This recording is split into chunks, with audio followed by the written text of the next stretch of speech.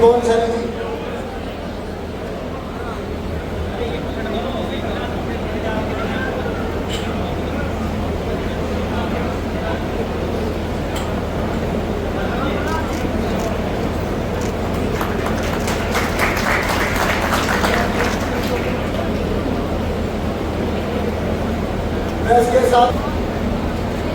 इसके साथ ही मैं अपने तीनों मंडल अध्यक्षों से निवेदन करूंगा। हमारे भूषण सैनी जी से निवेदन है कि माननीय मंत्री जी का स्वागत करेंगे। इसके साथ ही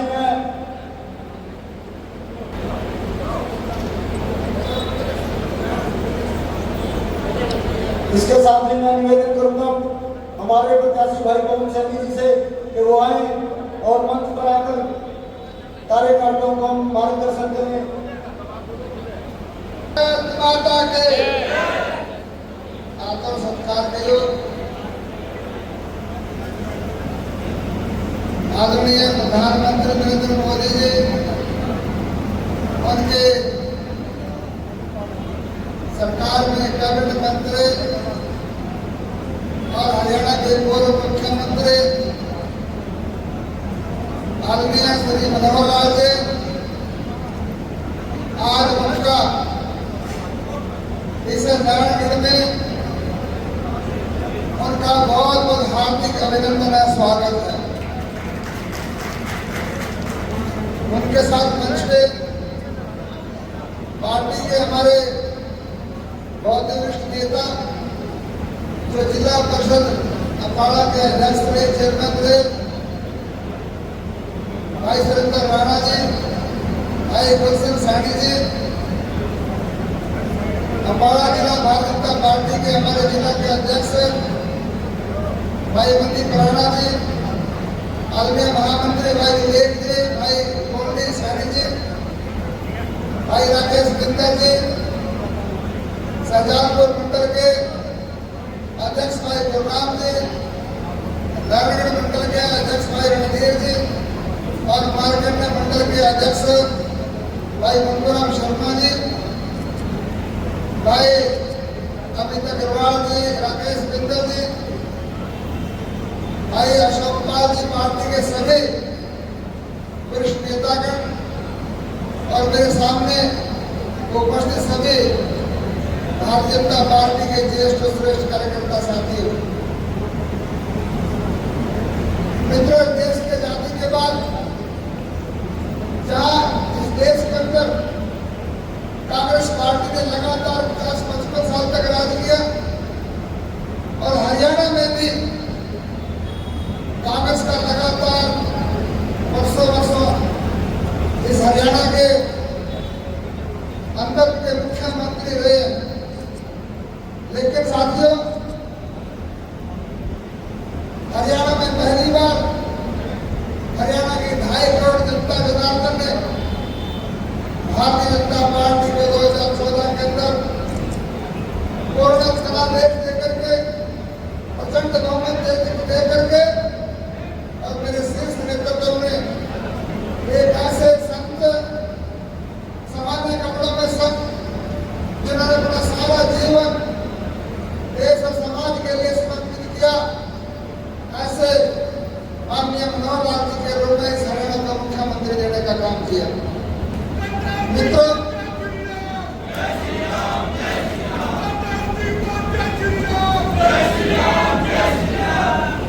आदरणीय मुख्यमंत्री मनोहर लाल जी ने इस हरियाणा प्रदेश के अंदर हरियाणा की जनता जनार्दन की सेवा इस प्रकार से की है, ऐसी अनेकों कल्याणकारी योजनाएं चलाई है, ऐसे अभूतपूर्व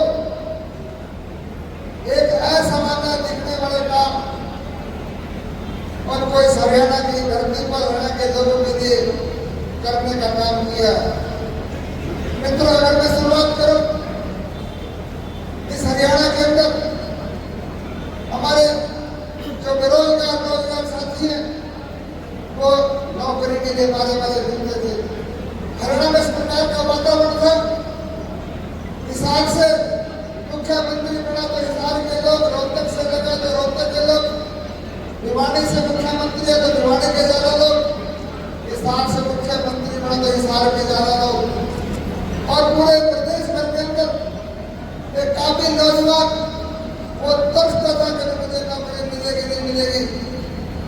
सोचता था मेरे पास एक धनक हो, भारी भरकम पैसों को, या फिर मेरे पास जो है विधायक या मंत्री की सिफारिश हो।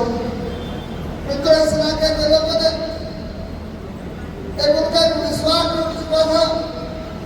साथियों, उनके जीवन के अंदर एक उम्मीद की करना कि किसी व्यक्ति ने जगाने का काम किया, इनको पहचानने का काम किया। जो सक्षम नौजवान युवा थे उनको इस प्रदेश के अंदर नौकरी देने का काम किया। मुझे ध्यान है जब साथियों ने मेरे नौजवान बच्चों ने जिनको नौकरी लगी, अभी नारायणगढ़ से भारतीय जनता पार्टी के प्रत्याशी हैं डॉक्टर पवन कुमार सैनी जी, हमारे श्री सुरेंद्र राणा जी, श्री गुलशन जी, पवन कुमार जी, संदीप जी, पार्टी के सभी हमारे मंडल अध्यक्षगण, उपस्थित सज्जनों, पत्रकार मित्रों, जैसा आप लोगों को जानकारी है कि इस समय हरियाणा प्रदेश का विधानसभा का चुनाव, इसका दौर शुरू है। चुनाव की तैयारियां चल रही हैं। सभी पार्टियां अपना अपना दावा पेश कर रही हैं। सभी कैंडिडेट भी अपना अपना दावा पेश कर रहे हैं। आखिर तो हम जब एकत्र हुए हैं यहाँ, हमारी सबकी एक कॉमन इच्छा तो जरूर होगी ही होगी। वो क्या होगी कि हरियाणा में इस बार भारतीय जनता पार्टी के नेतृत्व में, हमारे नायब सिंह सैनी जी के नेतृत्व में तीसरी बार सरकार बनाने का रिकॉर्ड ये बनना है। मैं रिकॉर्ड इसलिए कह रहा हूं कि हरियाणा में अभी तक 2 बार सरकार बनाने की बात तो साहब ने भी की थी, हमने भी उसकी बराबरी तो कर ली है। 2004-2009 में कांग्रेस की सरकार थी, 2014-2019 में ये हमारी सरकार थी। अब ये इस बार उस 2 बार को 3 बार करने के लिए लगातार किसी पार्टी की सरकार बनी है, ये रिकॉर्ड बनेगा। तो भारतीय जनता पार्टी के नाम पहली बार रिकॉर्ड आप बनाएंगे। अब लोग कहते हैं इस पर जनता को विश्वास कराएं तो कैसे कराएं? बहुत साधारण बातें हैं। आप ध्यान करोगे आपको पता लग जाएगा कि क्या हरियाणा में भारतीय जनता पार्टी की सरकार किसी बार बनेगी कि नहीं बनेगी। बहुत सिंपल साधारण शब्दों में आपको बताता हूं।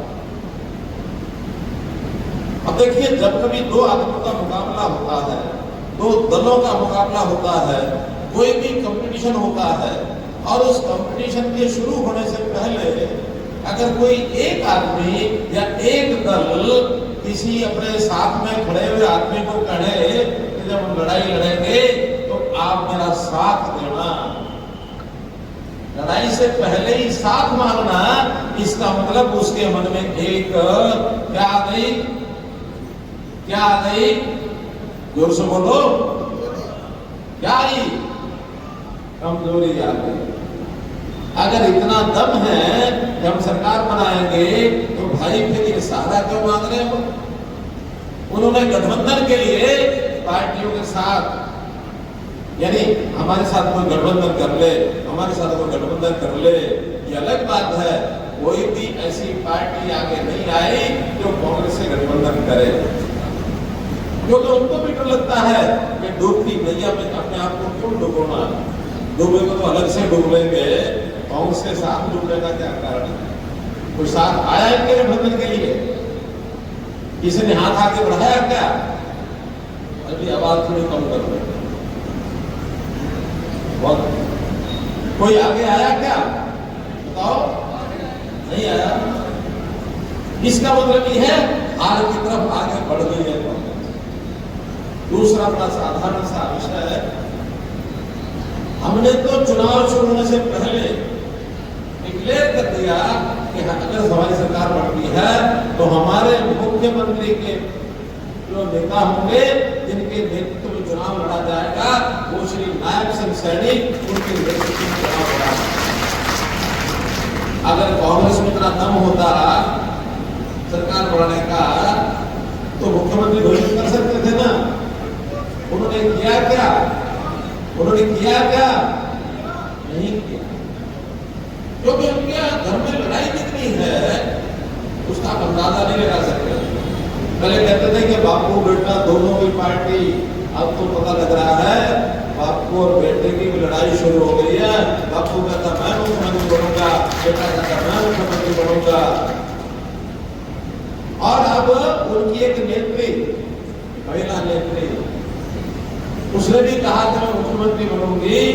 ये ठीक है कि लोकतंत्र में अधिकार है, कोई बोले कोई दिक्कत नहीं, कोई भी बन सकता है।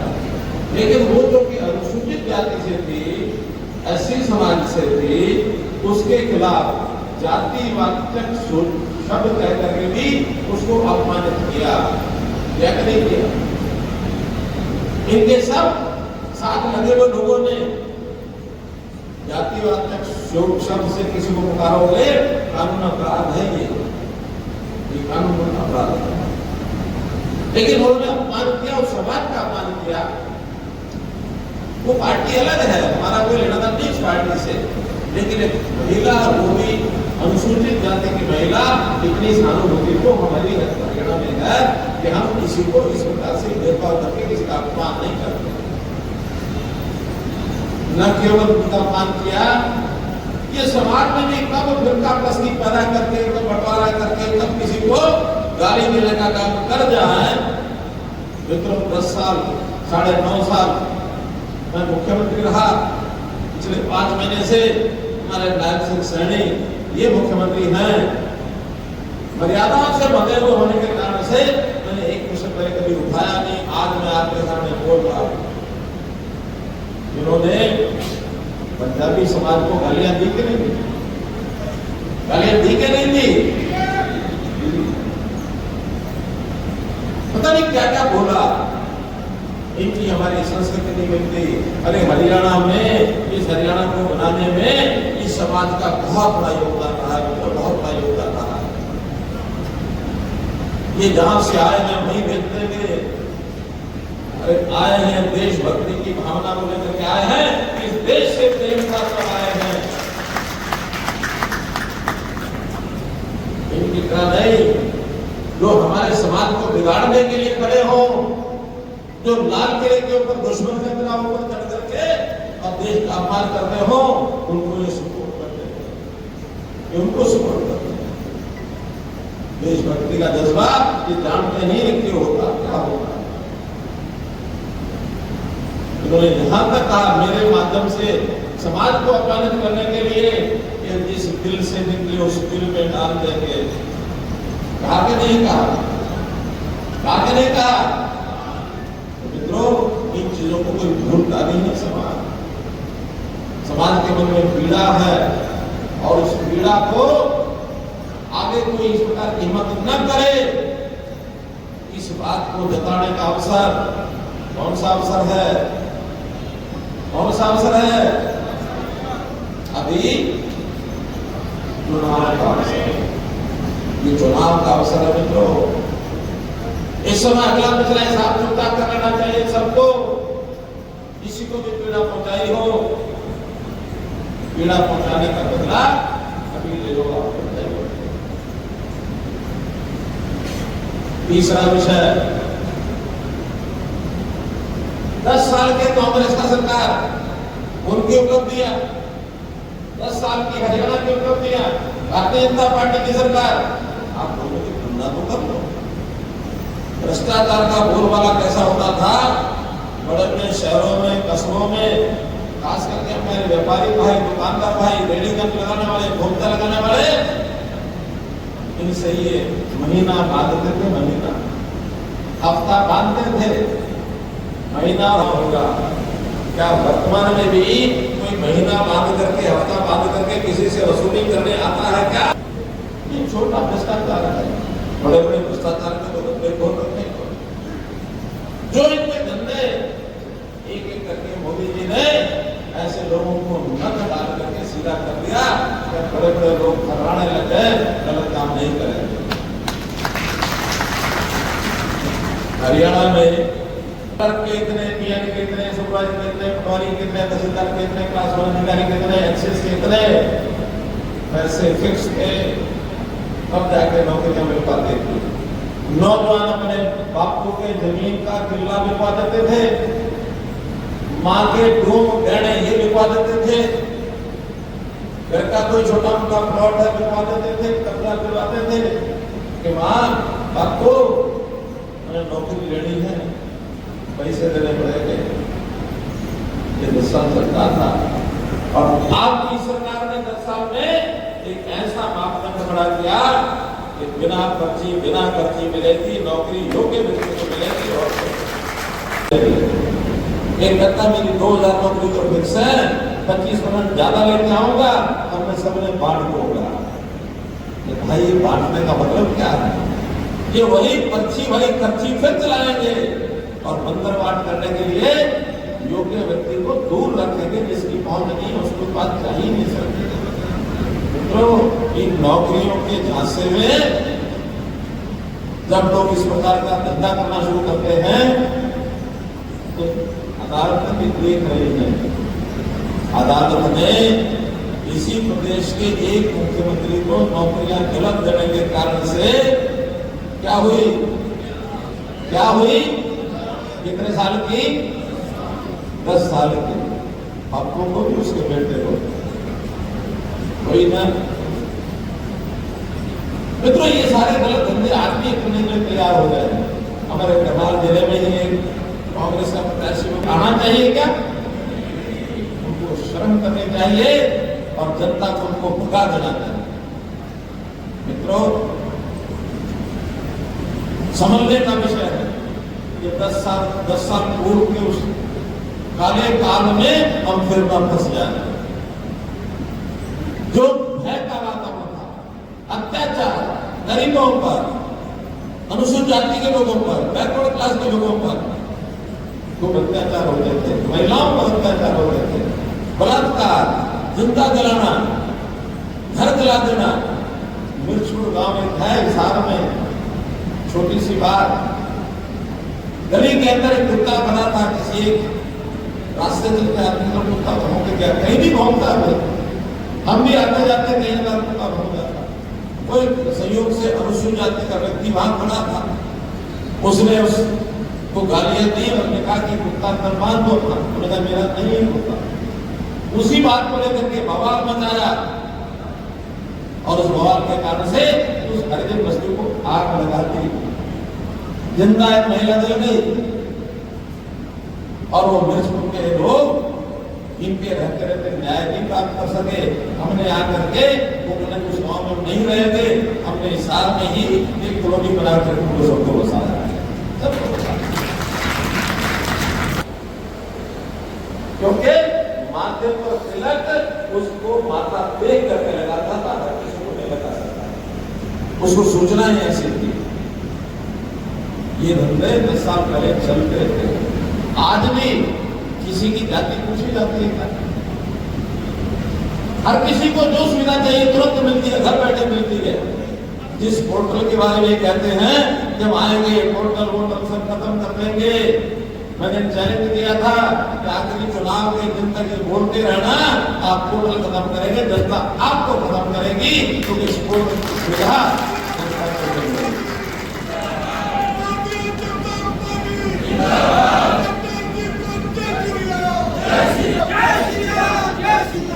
आज जमाना बदल गया, थोड़ा सा और यही बोलने बैठेगा। बना मुस्लिम शासन 2024 58 साल का हरियाणा का इतिहास, और इन 58 साल में मित्रों केवल 2 साल अगर छोड़ दें तो 56 साल। ये रिकॉर्ड की बात बता रहा हूं, अपनी तरफ से नहीं जोड़ रहा हूं। 56 साल में जिस पार्टी की सरकार सेंटर में होती है, हरियाणा के लोग उसी पार्टी की सरकार होती है।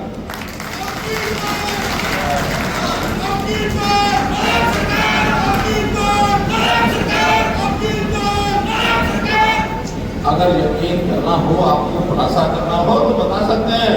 2004 में केंद्र में कांग्रेस की सरकार थी, मनमोहन सिंह की।